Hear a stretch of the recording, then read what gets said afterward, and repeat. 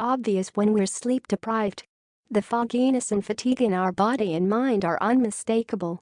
But how can we tell if we're just really tired or if we're actually experiencing depression? According to the Centers for Disease Control and Prevention (CDC) trusted source, 1 in 3 adults in the United States don't get enough sleep.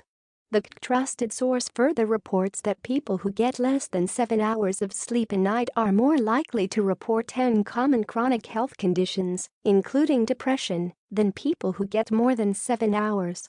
The statistics for depression are equally as sobering.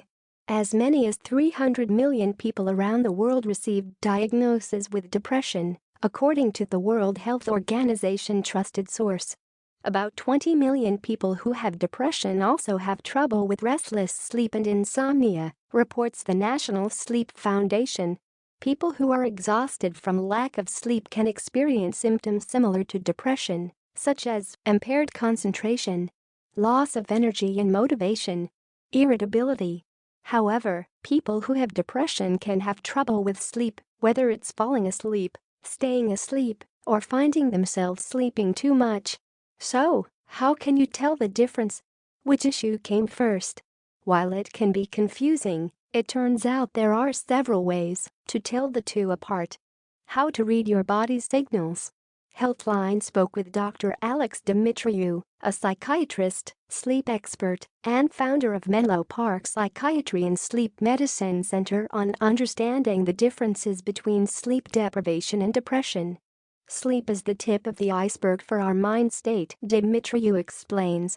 People find it much easier to notice sleep is off because it is objective, thus it truly opens the door to investigating if something else is wrong.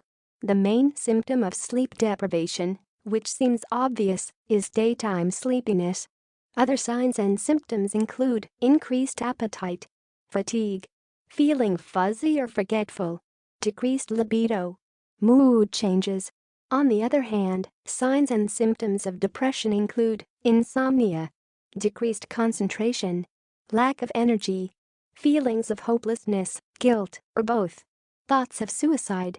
The line between depression and sleep deprivation can blur, depending on what you're feeling and experiencing. Dimitriou often poses a question to the clients he works with that can get to the root of the problem, and it has to do with a person's motivation. I often ask my patients if they have the desire to do things but lack the energy, or if they simply are not interested in the first place, Dimitriou says. Depressed people are more likely to say they simply don't care to do various activities, even pleasurable ones. Tired people often still have an interest to do things. So, therefore, Dimitriou says, depression is more likely than not to have an effect on someone's motivation, getting to the gym or dinner with friends, for example, and being sleep deprived is more likely to affect your energy level or your physical ability to do the thing in question. Why you should track the timing of symptoms. Dimitriou says another way to tell the difference between depression and sleep deprivation is the timing. Depression is characterized by a time period of 2 or more weeks of a persistently low mood or a loss of interest or pleasure in doing things. It's extreme, and it doesn't let up after a few days.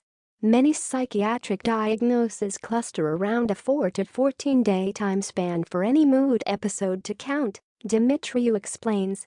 Noting that symptoms may vary day to day, the other rule is that these mood symptoms are present more days than not during such a time. If any concern stretches for about a week and has an impact on your quality of life, it's probably a good idea to inform your doctor. How treatments differ for sleep deprivation and depression. In all cases of sleep deprivation, whether someone is dealing with depression or not, it's important to fix the sleep problem first, as this can be dealt with at home. Things such as getting on a regular sleep schedule, limiting screen time, and practicing relaxation techniques before bed are all easy solutions to try first. But if you're noticing your mood continues to remain low, even though your sleep has improved, further evaluation may be needed. Treatment for depression is different.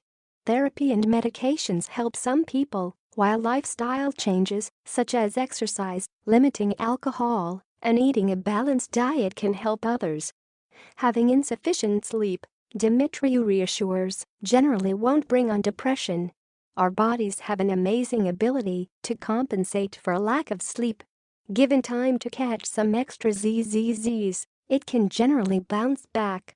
Sleep is the most basic restorative activity for the mind and can affect everything from mood to energy to attention and focus. I practice psychiatry with a deep understanding of sleep because I believe it is the missing piece of the puzzle, and we have had some truly outstanding outcomes by combining the two. The relationship is as close and fundamental as day and